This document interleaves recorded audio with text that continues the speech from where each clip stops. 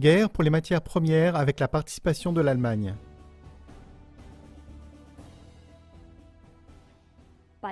Officiellement, des guerres considérées comme des missions de paix ont souvent pour enjeu les matières premières.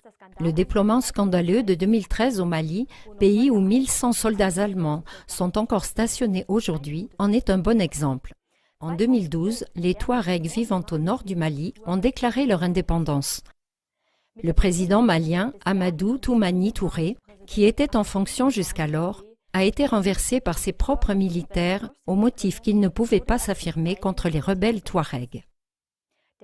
Ce coup d'État militaire a été perpétré par des officiers formés aux États-Unis. Le journaliste et écrivain reconnu Michael Grant révèle le véritable contexte dans lequel le gouvernement malien a été renversé pour obtenir de l'or, de l'uranium et les autres ressources minérales de ce pays, désespérément pauvre. Le Mali est le 4e producteur d'or d'Afrique. En outre, les sols maliens renferment environ 5000 tonnes d'uranium et de riches gisements de bauxite, phosphate, sel, minerais de fer, marbre, plomb et zinc, qui attirent les multinationales. C'est la véritable raison pour laquelle la France fait la guerre au Mali, et elle lorgne déjà vers le Niger qui produit déjà aujourd'hui 40% des besoins en uranium de la France.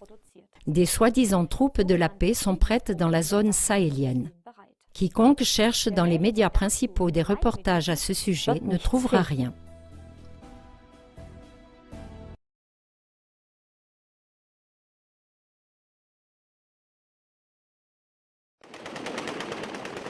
« 13 soldats tchadiens et 65 djihadistes ont été tués hier lors de violents combats dans les montagnes du nord du Mali.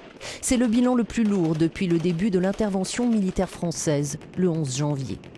L'opération Serval a permis à l'armée malienne de reprendre le contrôle des grandes villes du nord.